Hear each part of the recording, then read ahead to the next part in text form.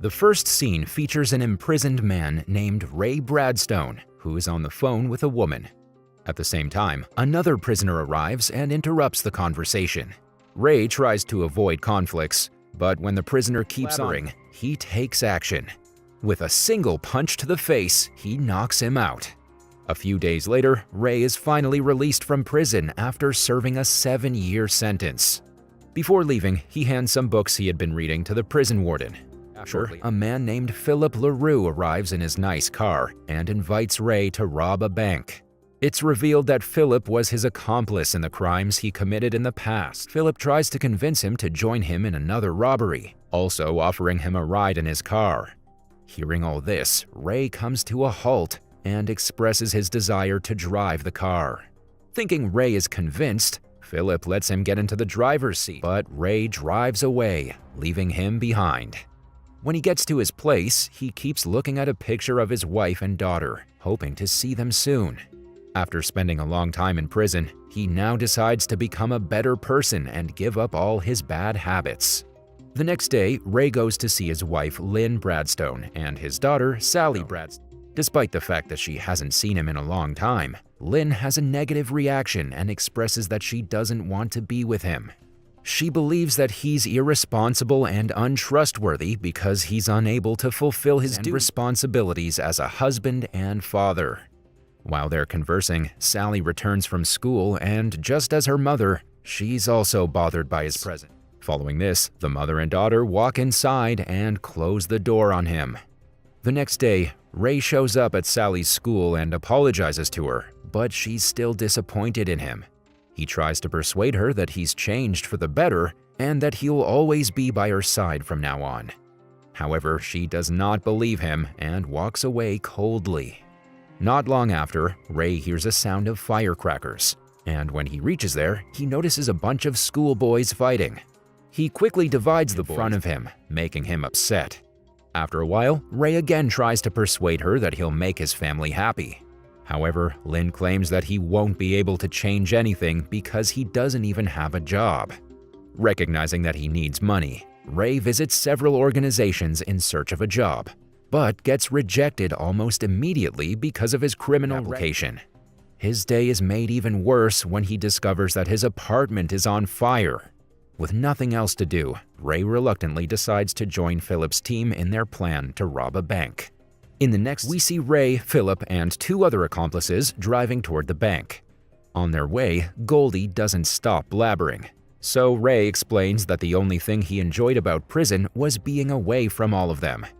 When they arrive at their destination, Philip and the other 2 put on their masks and break into the back, while Ray is instructed to wait in the car for them. While waiting, Ray happens to notice Sally and her classmates boarding the bus for the museum tour. He then reminisces about the quality times he spent with her in the past. These pleasant memories make him realize that what he's doing now is wrong, and as a result, he gets out of the car, tosses the keys into the bushes, and walks away. Following this, he boards the bus with the students and serves as a chaperone for their trip.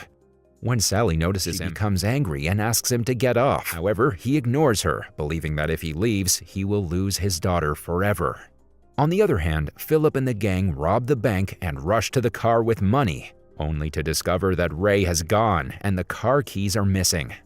Left with no choice, they run away in an attempt to avoid being apprehended.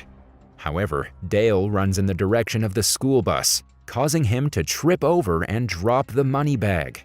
Scared about being caught, he leaves the bag and runs away. But just after a while, some policemen apprehend him and take him away.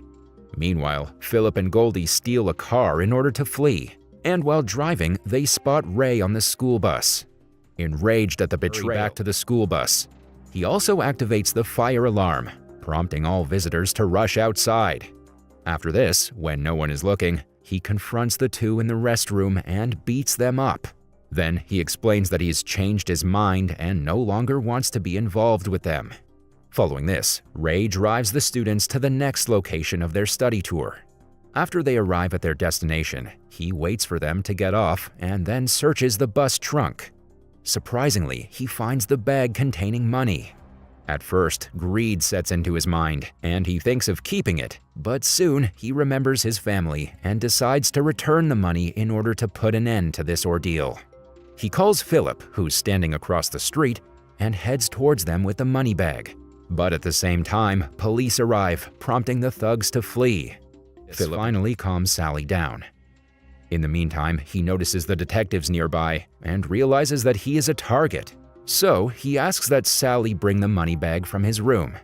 After obtaining the bag, Ray asks her to join her friends while he goes to return the money. Sally agrees and starts walking back. But unfortunately, Philip and Goldie abduct her. Meanwhile, when Ray arrives at this location, he finds 3 Mexican gang members. Annoyed that he was set up, he releases a brutal punishment and defeats the 3 in no time.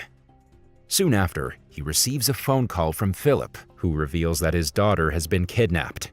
Enraged, Ray warns him not to hurt Sally or it'll end badly. But Philip is unfazed, and instead he summons to a secret location to make the exchange. Wasting no time, Ray hails a cab and heads to said location. Before getting off, he hands some cash to the taxi driver, instructing him to drive away as soon as Sally gets inside. As per the plan, Sally successfully escapes and returns to the hotel with her friends. But realizing that her father is in danger, she decides to assist him. She enlists the help of 3 of her male friends, Josh, Simon, and Benny. Simon uses his iPad to father's phone, while Benny distracts the detectives with firecrackers, allowing them to sneak out of the hotel. On the other hand, Ray is restrained in a chair by Philip and Goldie because he has duped them with a phony bag containing dolls. Philip beats him up and demands the location of the money bag, but Ray remains silent. A few moments later, Sally arrive at the location and divide into 2 teams, one distracting the criminals with firecrackers and the other untying Ray. In the midst of all this, Ray contacts an acquaintance, a radio announcer, who broadcasts recordings live. Eventually, the police as well as Lynn hear the broadcast and rush to the crime scene. Soon after, Philip and Goldie hold Ray and the students at gunpoint. Philip, who's unaware the conversation is being recorded, openly admits that Ray is completely innocent and that they only wanted to take advantage of him.